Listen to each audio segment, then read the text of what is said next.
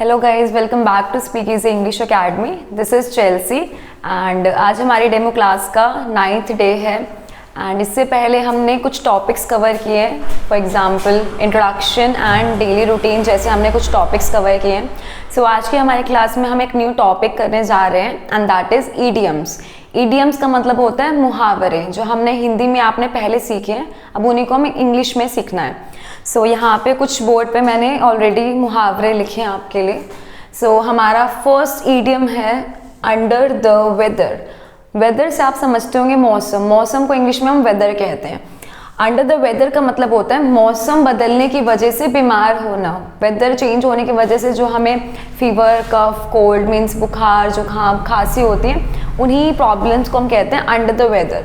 सो suppose आपको weather की वजह से ये सब प्रॉब्लम्स है तो आप ये सेंटेंस यूज़ कर सकते हैं, I am under the weather. इसका मतलब है मैं बीमार हूँ। और आप कैसे बीमार हैं? मौसम की वजह से आप बीमार हैं। तो ये हमारा फर्स्ट सेंटेंस है।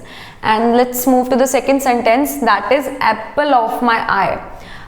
एप्पल का मतलब यहाँ फ्रूट से नहीं है। एप्पल ऑफ माई आई का मतलब होता है मेरी आंखों का तारा। एक सॉन्ग भी है इससे रिलेटेड, मेरी आंखों का तारा को बोलते हैं apple of my eye. So suppose आप बोलते हैं my brother is the apple of my I.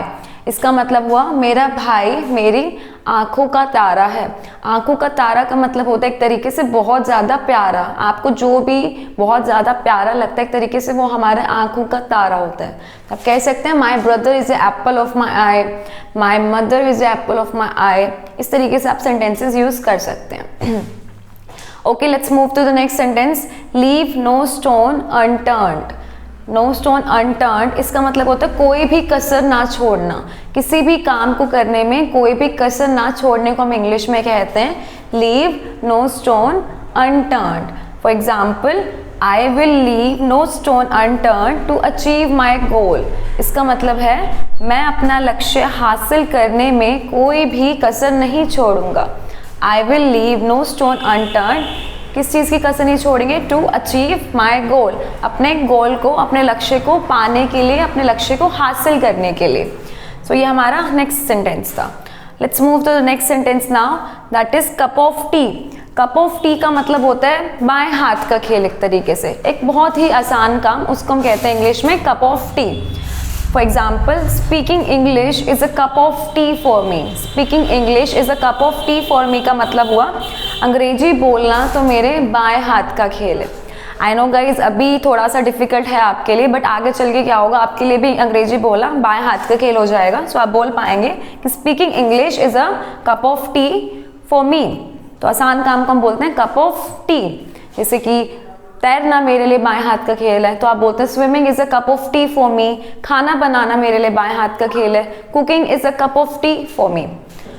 So yeah, let's move to the next sentence, that is it's not rocket science. It's not rocket science means इतनी कोई बड़ी बात नहीं है, इतना कोई मुश्किल काम नहीं है। इसका मतलब होता है इतने कोई मुश्किल काम नहीं है। For example, cooking is not a rocket science. खाना बनाना इतना मुश्किल काम नहीं है। जब भी हम किसी को कहते हैं जो आप इतना बोल रहे हो ये इतना कोई मुश्किल काम नहीं है, अंग्रेजी बोलना इतना मुश्किल काम नहीं है। Speaking English is not a rocket science. खाना बनाना इतना मुश्किल काम नहीं है। Cooking is not a rocket science. तैरना इतनी कोई मुश्किल बात नहीं है। Swimming is not a rocket science. तो जब भी आप ऐसे सेंटेंसेस बोलते हैं तो आप यूज़ कर सकते हैं it's not a rocket science. So yeah that's it for today's class. Thank you for coming. And आप जो भी जितने भी सेंटेंसेस आपने जितने पैटर्न सीखे हैं, मेक श्योर कि आप उन सभी पैटर्न्स की प्रैक्टिस करेंगे। So yeah see you in the next class. Have a nice time.